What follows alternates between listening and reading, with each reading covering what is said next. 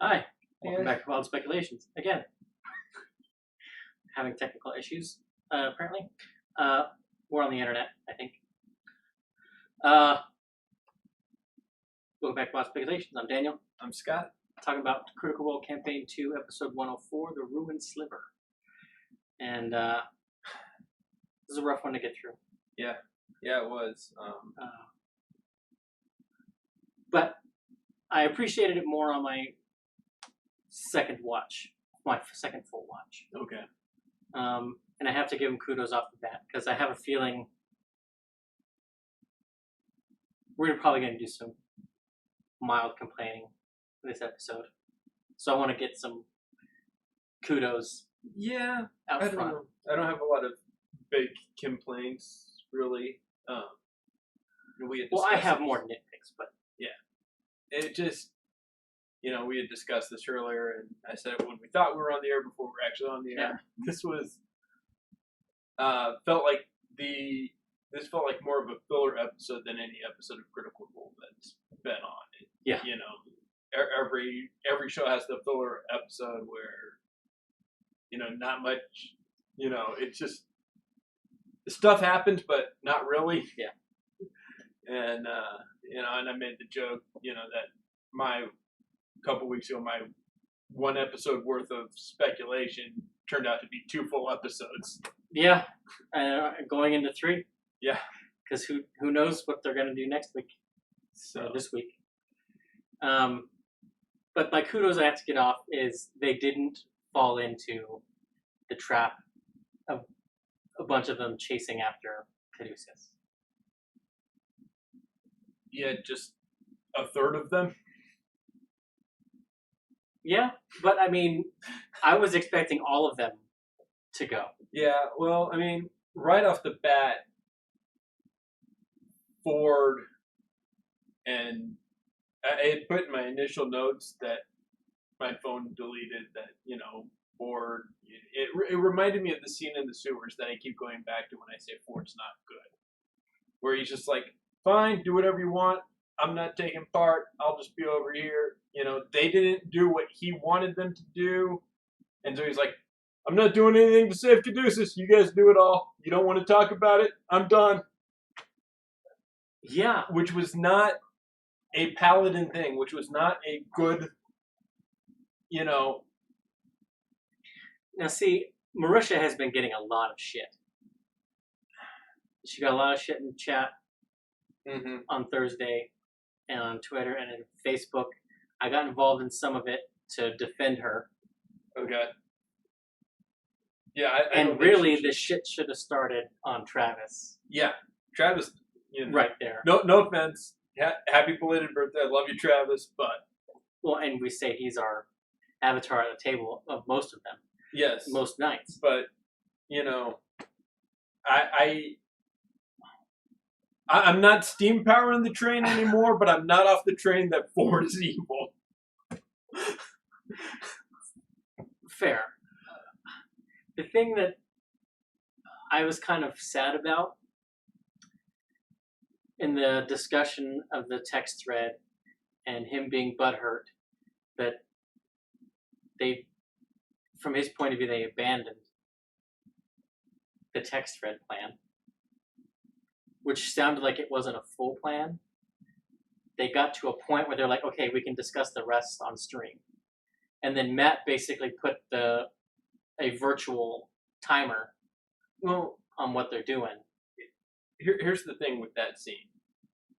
They recapped the end of the last episode because Travis was right. Didn't we establish this at the end of the last episode, in the last game? Yeah. And he's like, who's the fastest? And the 2 people who could elevate their speed. Now, granted, from a mechanical standpoint, Expeditious can Expeditious Retreat be cast on someone else? Or is it self-only? I think it's self-only. Okay, because if it could be cast on someone else, it would have been smarter to either cast it on Bo or on Ford, because Ford with a 40 swim speed, I'm pretty sure you can only be cast on yourself. But they, he kind of blurted out a plan. They said, okay, they went for it knowing they were the to, you know. Well, and the answer always, if there's a monk in the party, when the Is the- question comes up, who's the fastest? It's always the monk. Right. Especially with the freedom of movement on for the swim speed, you know. And that was something I hadn't considered because we don't get to see what their prepared spells are. Right. You know, they dive in, they go for it, and he's like, "Oh, we're not going to sit here and plan. I'm not helping." Yeah. You know, we had a text thread, and it's like they're following the plan you just stated.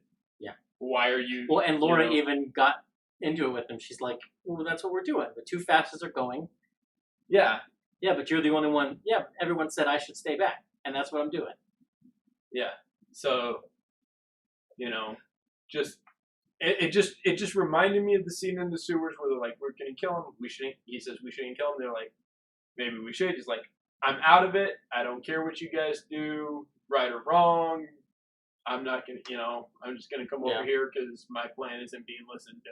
Yeah, and I think, and some of that, I think, is he has a swim speed. Yeah. In the water, he's one of the faster people. He is.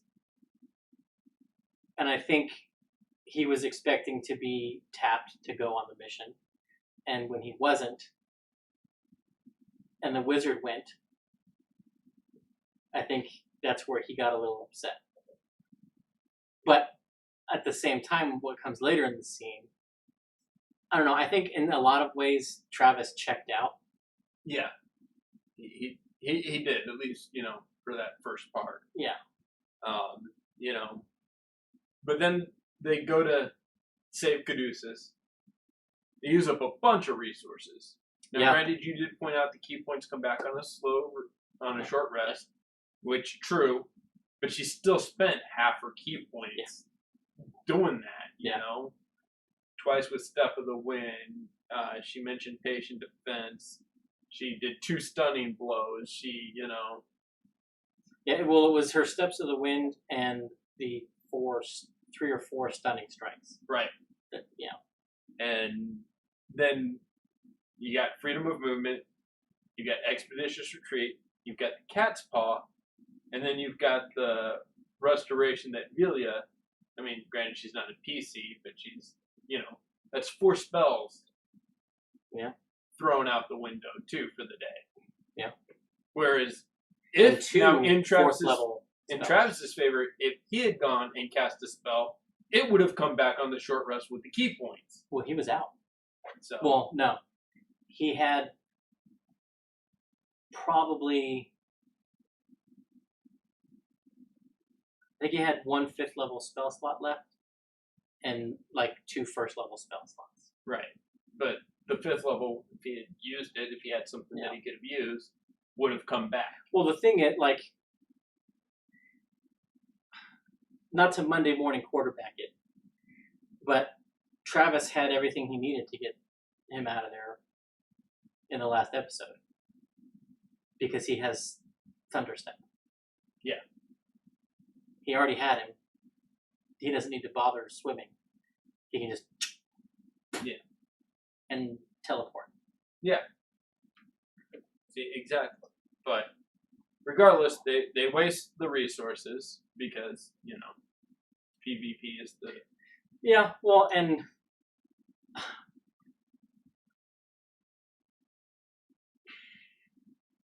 arguably the only waste was Cat's Ire.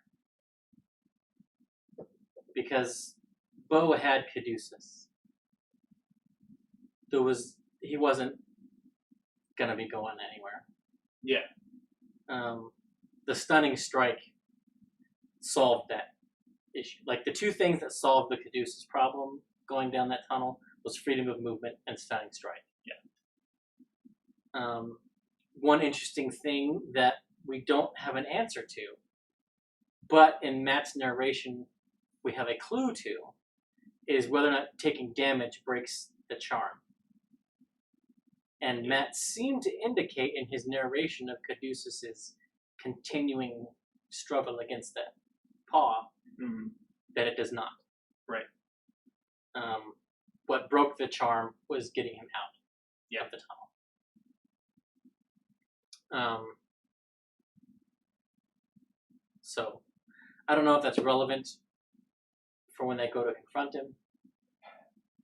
I don't know. But we have the one thing that, in my opinion, solidifies the point of view that the rest of the episode is filler. And that is Caduceus using divine intervention. Yeah. Because at that point, they have more information than they need. And they now have a plan of attack against Bukodo.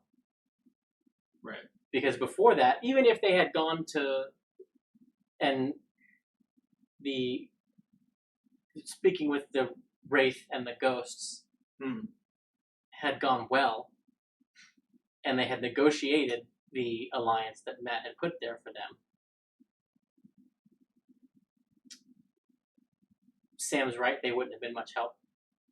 Number one. Aside from a hit or two. Yeah. Or been controlled and fucked with the party. Yeah. So yeah, it's debatable how much help they were going to be in the end. But they still wouldn't have gotten the information that gives them the ace in the hole on beating Bukodo. Yeah. Which is banishment. Mm-hmm. And it doesn't happen without Caduceus, without Taliesin saying, I've been rolling like shit.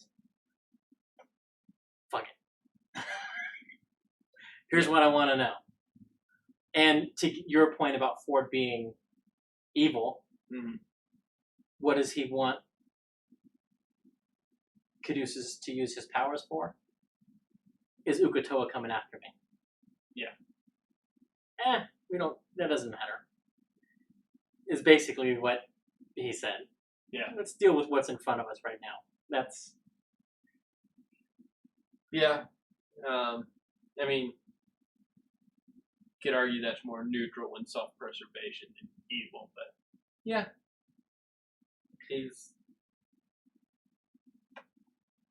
Bottom line, he's not good.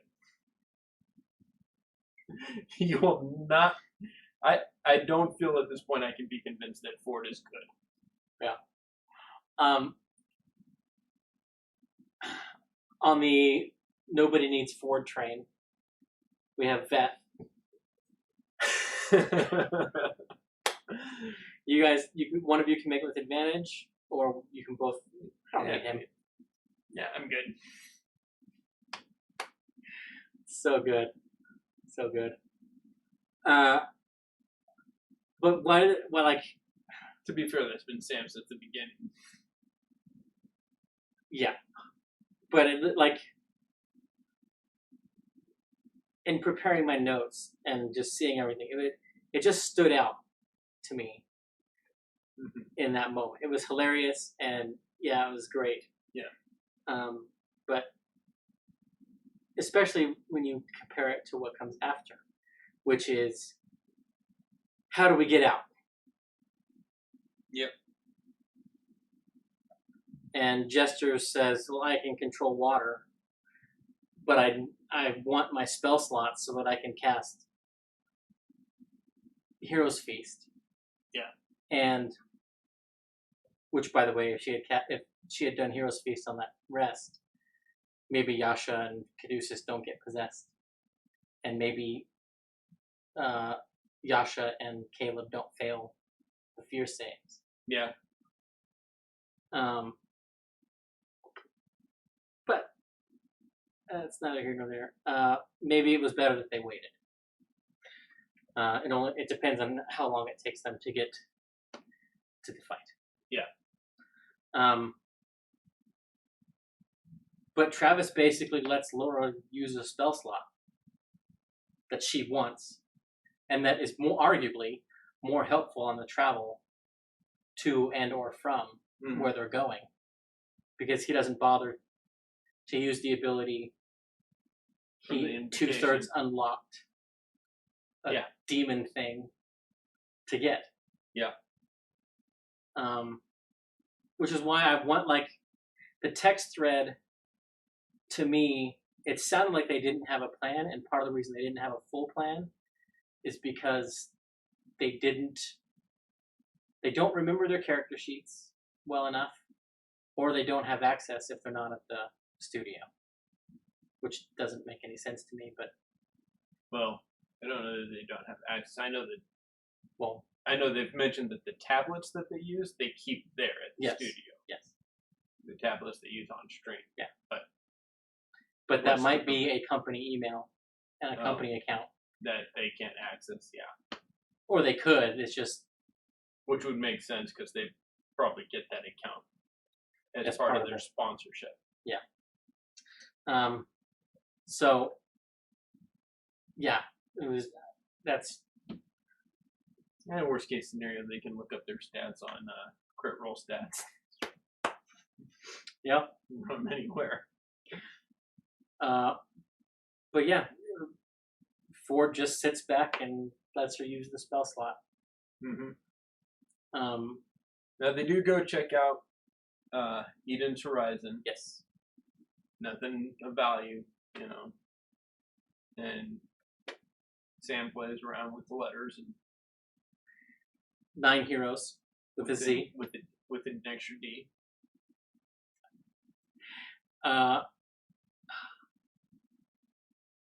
Which was a great moment. Yeah. In the first half, before the pre-break. And gestures, oh no, I really want this ship, was a great payoff for it. But the whole thing in that segment of the show shows that the players were bored. Yeah. And here's why I say that. I'm not just saying that to say that. You have Laura and Liam throwing food back and forth. You made a cookie. Yeah. And Liam having a belly laugh when he barely catches it and then it falls out of his hands onto his keyboard there. Or whatever. It sounded like a keyboard. And if you watch Matt looks at them and his eyes dart back and forth, but he's also trying to pay attention to what Travis is saying. Mm-hmm. And then Sam gets into the goofing off and picks up the fist that they made, the boxing glove, and goes to try to take the cookie and then to hit Liam. And Matt, again, is giving them the looks. And I recognize that look. Anyone who's a DM recognizes the look. Yeah. You mind? I'm doing something here. It's essentially with that look, would you please be quiet? Yeah. But the cherry on top is the debate to goof off with the geyser and tempt death, but not really, because Matt didn't do damage when they got caught in it. So not a lot of damage. It's not going to kill them. Right. But just the fact that they were basically resorting to that, I think they haven't had a fight in a long time. And the fight that they did have was small and over very quickly. And that's why when you take all of this and they're so loopy, to use Marisha's word, and giggling so hard that we get probably our earliest break ever. Yeah. So that they can sort of calm down, reset, and go. So when you take all that, it's not a surprise at what happens an hour and a half later when they finally get to the ghosts. Yeah. Of how that falls apart. Yeah. Well, and yeah, just prior to that, the fight they had, they did start with diplomacy, but it was one that wasn't designed for diplomacy, so it ended in a fight. So they went into this one that was designed for diplomacy, and they were just already in that track, you know. But it's also not the player's fault. No, we'll get to that. I'm not blaming the players there. Yeah. You know, that it was just the setup kind of rolled, you know.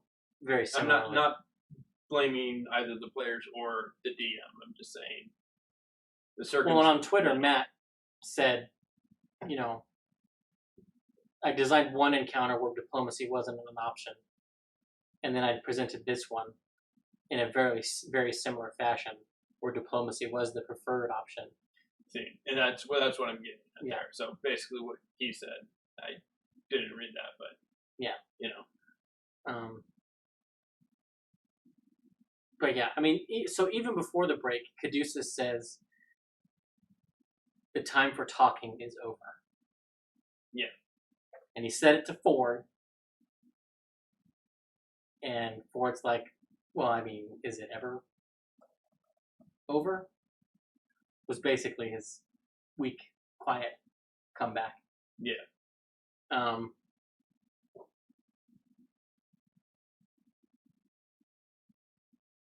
But they come back from break. They're flying. Spell slots used. They see the other entrance to the mine that Vilya told us about. Yep. 2 episodes ago, I think. Yeah. They land, and then she pulls a keyleth. And I didn't realize that, like Thursday night when she did it, I was like, something about that's familiar. But on my rewatch, especially today, preparing for the show, going through looking at clips and things that we do,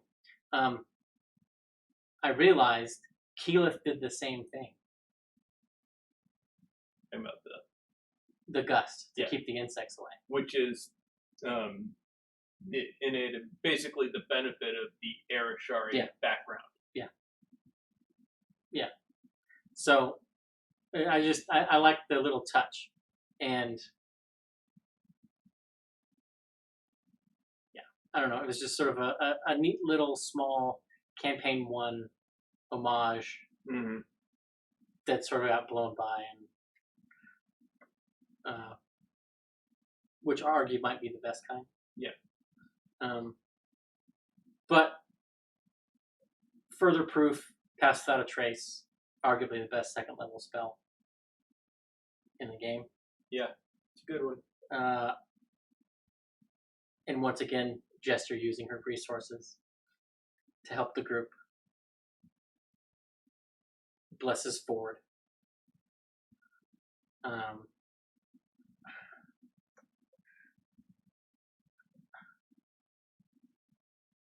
I kind of wish she had. Well, in the moment when she's like, "Oh, I'm gonna bless Ford," I was like, "No, Yasha," because Yasha, I think, has failed more stealth rolls than anybody. Ford is more often the target of Jester's blessing, so he has failed less. But I don't know. Just in the moment, I had a feeling that she was going to need it more, and it turns out she did. Well, yeah. Whether that's Yasha or Ashley, I mean, you could argue she had the same problem in campaign 1, but in campaign 1 she was wearing plate armor. So. Yeah. I did love Ashley. No old habits die hard.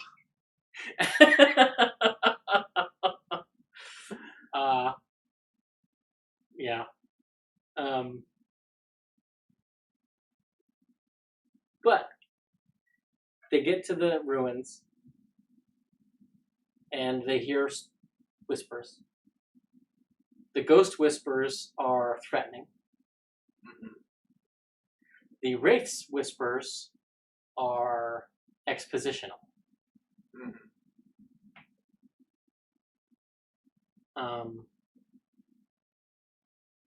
And they mentioned something interesting. Yes. Which you looked up. Horax demands our return. Now, if you guys have Explorer's Guide to Wilde now, Horax is probably a familiar name. In Blightshore, which is right where they were when they went with the Laughing Hand, all that showdown. Underneath there lives a ancient black Dracolich, whose name is Horax. Exact spelling, everything. Yep. That's Matt. That's a CR21 according to the book. Dracolich. Name dropped.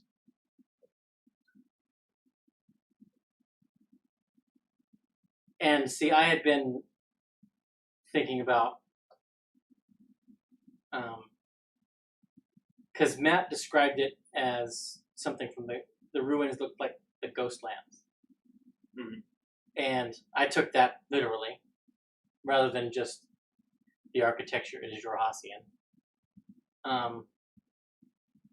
And I was thinking, I was like,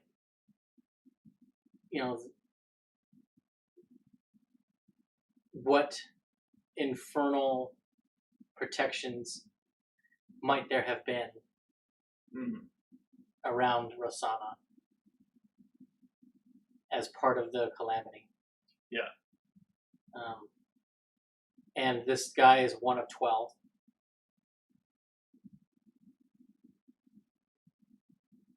What is it? One of 12 guarding the phylactery? Yeah, I don't know. Is it one of 12 that protect the lair? Like, right. That's the big unknown. But they have a name that they can research later if they care to. I don't think they will. I don't think they'll remember. Well, they all wrote it. Well, at least 3 people wrote it down. How many times have they written something down? Okay, yeah. 10, 15 episodes, 20 episodes later. Oh, wait, what was that? Scramble through the notes. Oh, yeah, I wrote it down. Yeah. Yeah. That's true. They'll have access to the knowledge once it is presented again, but they won't remember until then. Fair.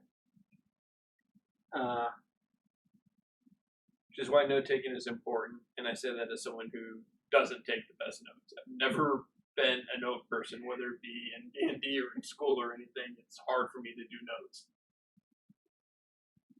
Yeah, I don't do a whole lot of notes either, but I have a pretty good memory. Yeah, I rely on mine, but I understand the value of a good note. Yes.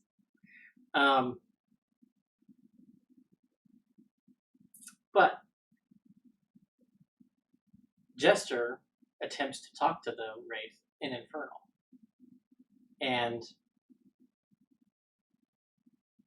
Bo kind of was heading in the talky direction. Mm-hmm. And I think Matt says that he misread the cues that the players were giving him. And I think specifically he paid attention to Taliesin. And Taliesin, I think, he's a grave cleric.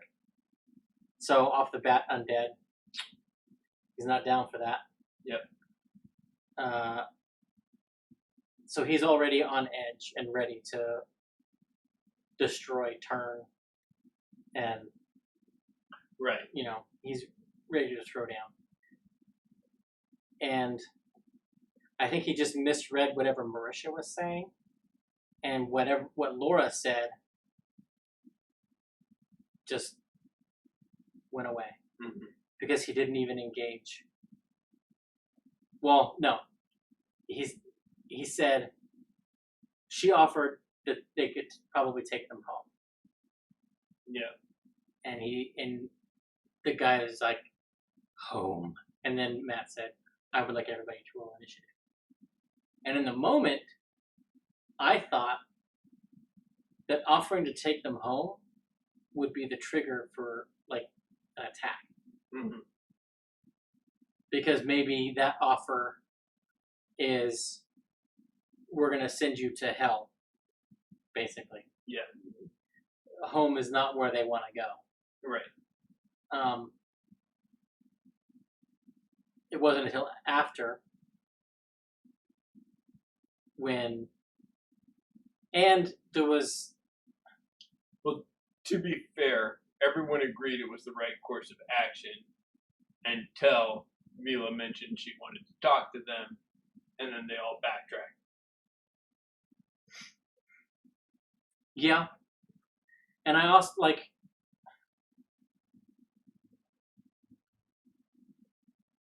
Matt could have called for a persuasion check. Mm-hmm. When Bo said, hey, fuck Makoto, right? Yeah. But he didn't. And the NPCs didn't take that to ask any questions. Mm-hmm.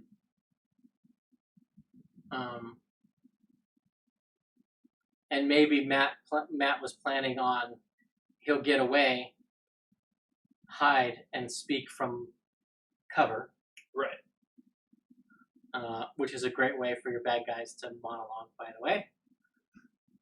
Otherwise, your players are going to kill them before they get 2 sentences out. Yeah.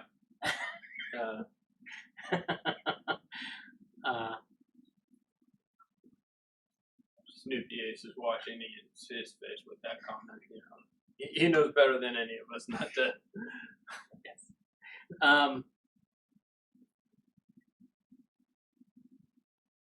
But the whole thing, the fight went about how I would have expected it to. Yeah. 18 seconds. Aside from Caduceus being possessed. Right. But I guess his charisma is not super great. Yeah. I think it's like a 14. Yeah. But Yasha gets possessed again. Mm-hmm.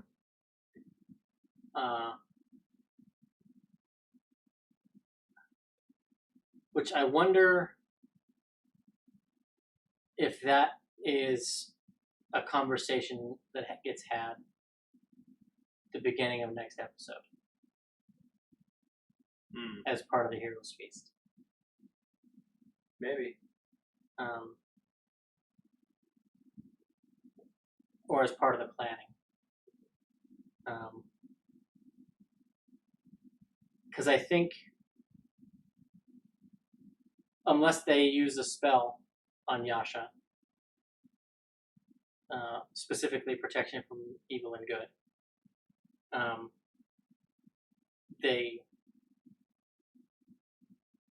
she's gonna be charmed. Yeah.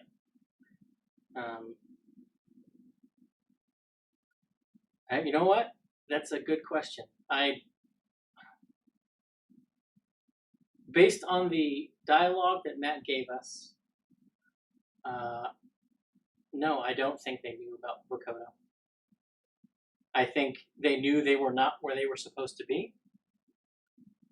And that might also be why Bo's fuck Makoto didn't get the response that she might have been hoping for. Because maybe they didn't know. Maybe. But near the end there, when he's trying to wrap up the, whole circle, you shit the bed, but we can clean the sheets talk. Yeah. Which I love that. He says, these guys get ripped from their home from this thing. Yeah, they're going to be pissed at this thing. They're going to want to, and he's saying, so that made me think that, yes, they know about Makoto. What I think is there was a translation error. either from a huge time gap, because, I mean, even English speakers, if you go back a few hundred years, you're going to have trouble communicating with another English speaker. It's true. And they just made out Vokodo. Yeah. I mean, we can argue that either way. Yeah. Either way. But that was my take on it. Was that statement from Matt meant, yes, they did know about Vokodo. And they wanted, to get rid of him because he's the one that took them from where they were supposed to be. Right.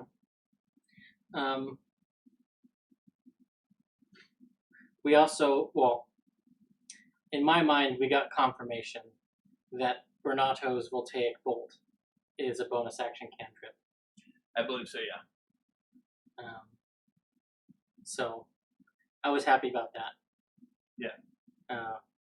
And it was great that she shot herself.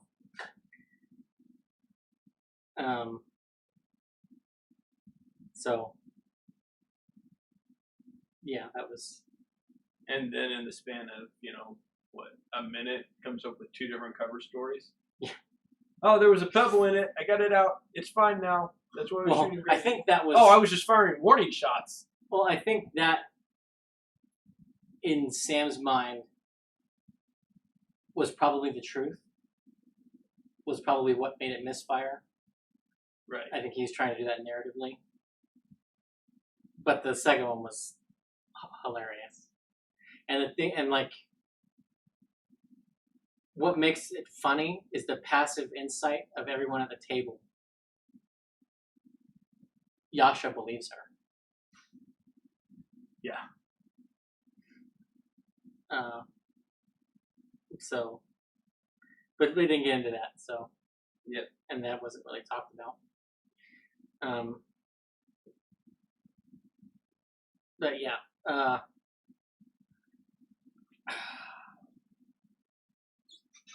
So you touched on banishment being the key to Vokodo. Yes. And they have a lot of instances of it. They do. Vokodo probably has some legendary resistances. Yes. Which Bo can burn through. Yeah. And hopefully she does, because there's some things to worry about. I want to kind of do some speculation about the fight. Okay. So we got banishment, got legendary resistances. Morkoths have spell reflection as one of their legendary actions. Or I forget what it is. I don't know if it's legendary, but they can reflect a spell when they say it.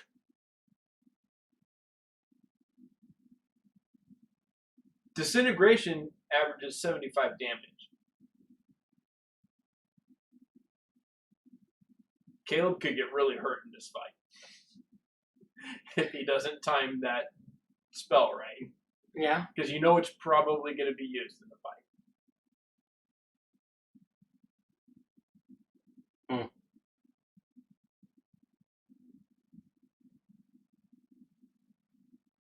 Now, here's the theory for if they try to weaken it before they do banishment.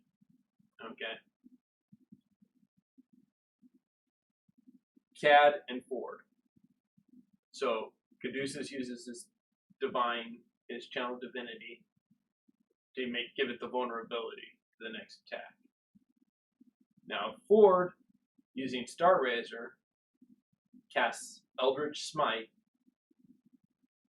So you got 1d8 plus whatever, 6, 7, something like that, from the sword. Plus 5d6, I think, or d8 from Eldritch Smite. And then he uses his other 5th level spell to dump a Divine Smite into that for another 5d8. He could do, potentially, the base Morkoth's hit points in one attack. Have a follow-up, plus have everybody else follow up with their attacks. Yeah. I mean, Yeah, well, I mean, we got a glimpse of it with the Wraith, because Yeah. Caleb disintegration 80 hit points of Yeah. damage, and then Ford did 65. And yeah, so Ford could potentially do a lot more. Yeah. Because if he adds the Eldritch Smite, you know, and he's got it as his Hexblade's Curse, so he's adding his proficiency modifier to damage, and it's got vulnerability. I mean, if you want to sweeten the deal, you have Jester hit it with the Guiding Bolt first, so he's got advantage on the attack, or And flank with bow. if he has this curse on it, it's like he crits on a 19 or 20. Yeah. So there's potential to do the bulk of the damage in one attack. Yeah. Now, I'm assuming this thing has at least double the book listing hit points. The book listing hit points is 130. Yeah, see, and I was estimating 250 to 300. Yeah. So I'm assuming it at least has the two. I was thinking 260 to 3. You know. Yeah. But it could potentially, yeah, if it's 260, if he doubled it, it could potentially wipe out half the hit points and bloody it in one attack. Yeah. So there's that too. Yeah. Yeah. Because you get Jester with the Guiding Bolt. He curses it. Hexblades curses it. And then You have Cad, if he's before, hold his action to do the vulnerability right before Ford attacks. Yeah. Eldritch Smite, and then dump a Divine Smite with your other 5th level spell slot. See, and in my battle plan, I was saving his 5th level slots for Banishing Smite. But you could do that one too, you know. And that one says if they're below 50 hit points, they're banished. And I don't know if there's a save if they're below 50 hit points. I'm not sure. But I mean, you hit him with that one attack, the Eldritch Smite. Yeah. And then he's got his second attack follow up. And then you've got Yasha's attacks and Bo's attacks and Caleb's spell and Knott's crossbow. Because he could do just base if he does the Eldritch Smite and then the Divine Smite. You're talking potentially 90 base. Mm-hmm. And if he gets the crit, that's 180. And then you double that because they're vulnerable to that damage. Because the crit comes first, and then you multiply the vulnerability. That's all of its hit points. If you do that. Yeah. Yeah. So, I mean, potentially. And see, on Twitter, I said the Morkoth, or Bokoto's done in 3 rounds. Because 2 banishments from Caleb, 2 banishments from Jester, 2 banishments from Caduceus. That's 6. Yeah. He's only going to have 3 legendary resistances. And then I also included Ford's 2 banishing smites. So that's 8 chances to banish him. Right. You know, so. Oh, and yeah, Caleb could enlarge for an extra D4. Yeah. Yeah. So, I mean, you could stack a lot of damage into one attack. Now, that one attack has to hit. Yeah. And if it doesn't, you've blown a ton of resources. Yeah. But if it hits hard. Yeah. And really, Ford is the one to do that. Because everyone else is going to... Well, Veth will not have disadvantage on her attacks. Because her weapon is a specified weapon that is fine in underwater. Yep. Ford has a swim speed, so he doesn't have disadvantage on his attacks. Right. But everybody else is going to have disadvantage on their attack rolls. Yep.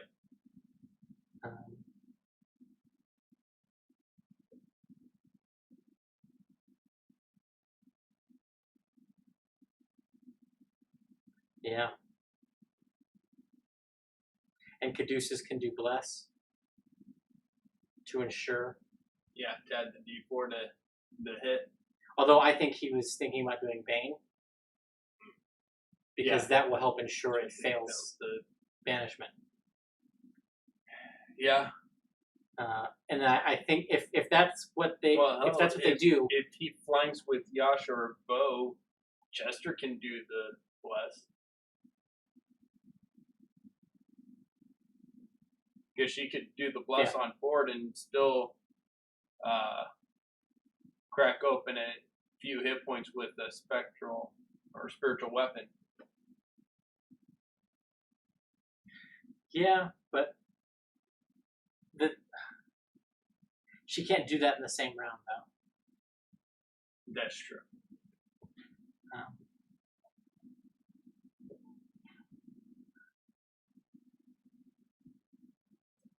And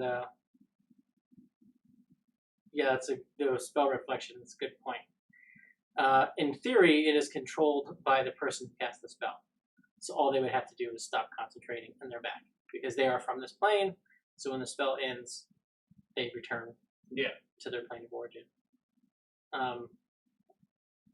So in a sense, that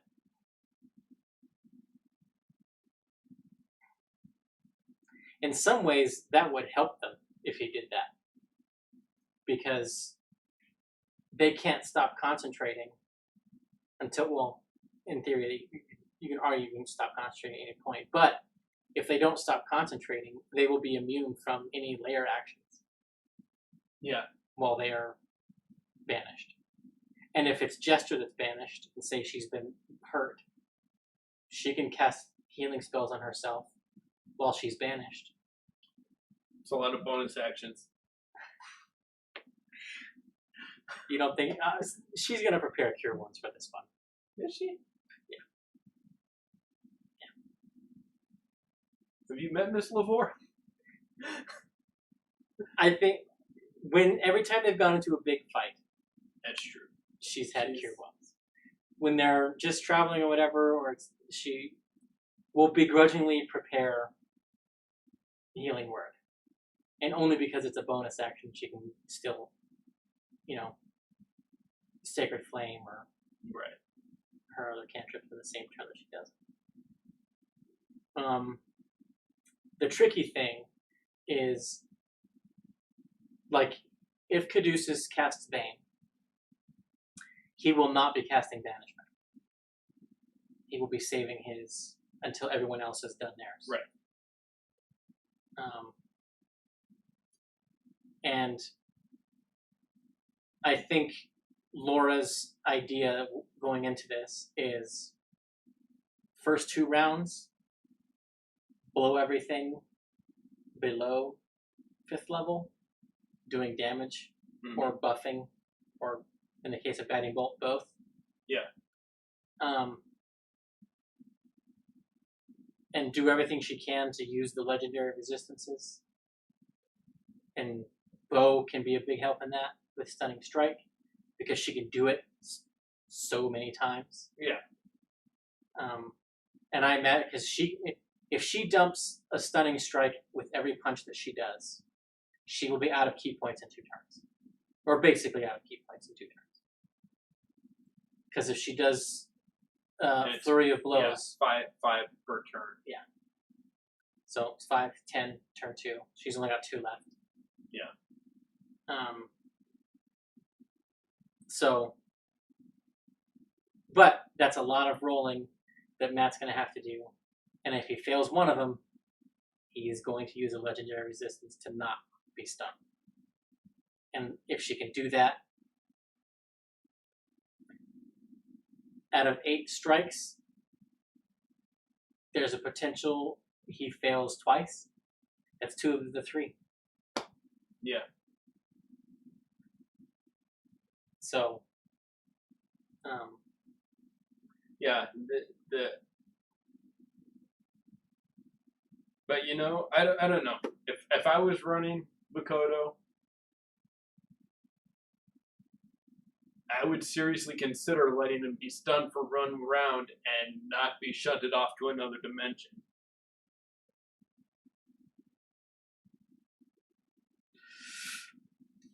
It's a hard choice, but yeah.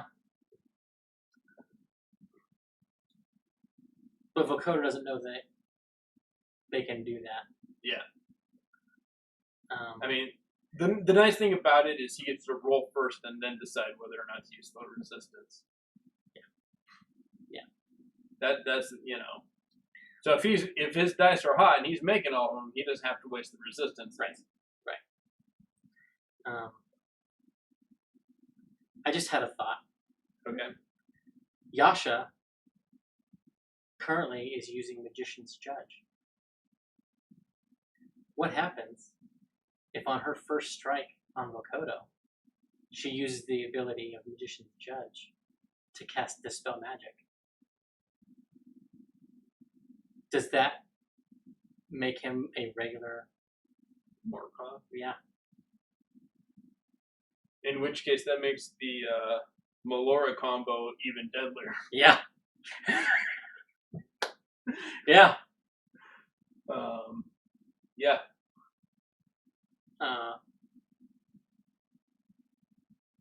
Now, it probably wouldn't work. No. Because that would be like trying to cast Dispel Magic on Thordak, the crystalline, Yeah. and have it make him a regular dragon again. So it probably wouldn't work. But we also don't know how close we are to Rumble Cups being the tether for the Divine Gate. Yeah.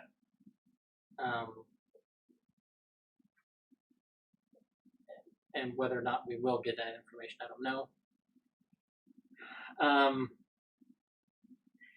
So, yeah.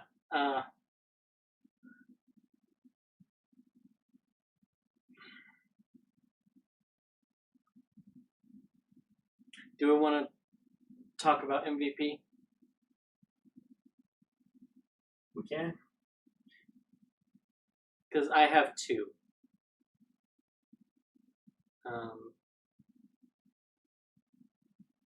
One of which is Jester. Laura. Because everything that got done this episode got done because Jester did it. Except one thing. Killing the Wraith. It's the only thing that Jester didn't really have anything to do with. Right. But getting them out of the hole, getting them to where they needed to be, saying I got Heroes Feast, freedom of movement. Like, everything, the Pest Up Trace, she was MVP for me. Okay. But my other MVP is Marisha. Because... And she would be mine. She got shit done. Yeah. And I don't think she did anything wrong. Yeah. Despite whatever anyone says. No. Matt called for initiative. That means it's fighting. Yeah. No, I agree 100%. Marisha was my choice. She won initiative because she's got a good dex. Bang, bang, boom. She does what she does. She did, under all the circumstances, she did what I probably would have done. Yeah. Oh, yeah. I would have done the same. You know that I am one of the first ones to try to talk my way out of a fight. Yeah. In that situation, I'd have gone to blows right away. Yeah. So. Yeah. And Matt tried to take some heat off of her. And I got involved in some of those threads on Twitter. But yeah, there was a lot of things, a lot of teachable moments in this episode. Mm-hmm. And that's not a bad question, and it's one we haven't speculated on. And it's Traveler Con. Will we see it? No. Not next episode. No. We won't see it till the episode after Vokodo dies. You say that like Makoto's not gonna die in the next episode. Well, I had thought before last episode it was going to be that. That's true. That's true. That's true. He will die either next episode or the one after that. And then the episode after he dies is when we'll see Traveler Con. Traveler Con is 5 days hence from the end of the day that last game ended on. So, if I'm right, and Makoto fight takes 3 turns to do. Yeah, but no matter what, how long it takes, Makoto fight is the only thing they do that day. So they're going to blow through all their resources. Well, fight-wise, yeah, probably. But that will be pre-break. After the fight, because the fight will probably take it, even though it's only going to be about 3 rounds. It'll probably take an hour to an hour and a half. Okay. To get through. Just because there's going to be a lot of this kind of. They're going to spend 45 minutes planning. They're going to wake up. They're going to have the hero's feast. They're going to plan, or they're going to have the hero's feast, go to sleep, wake up. So that they have that bonus in the morning from forgetting things. Yeah. They're going to plan. They're going to scout. They're going to redebate the splitting up the party debate. And then they'll go to one or both of the entrances. The glyph of warding idea, by the way, was genius. Yes, I loved it. I just don't think they have. I don't think they have enough residual, especially if Matt has been has behind the scenes been taxing them for the greater restoration. Right. Which they did mention this episode. Taliesin mentions the 100 gold worth of diamond. No, it's 250 diamond dust for glyph of warding. No. He mentions the 100 for the greater restoration. I missed that. He's talking about the diamonds. Liam offered to powder them, and they're like, no, we don't want to powder them because what if we need something? What if, if we need to bring someone back, we need the diamond, so I don't want to just powder it for greater restoration. Which, to my mind, they don't need to worry about that because Matt already hinted that there are diamonds in Makoto's hoard. Right. But they went through that, Taliesin and Liam went through that conversation.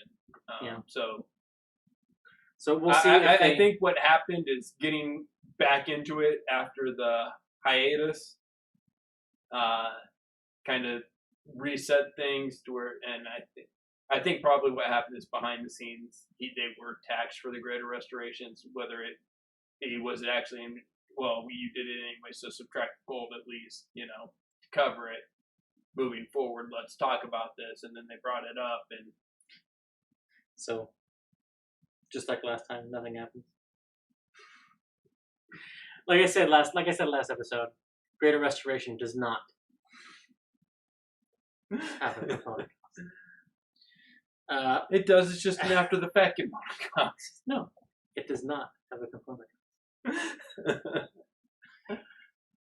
Alright, guys, we will see you guys next week, and we'll be watching Thursday. See ya.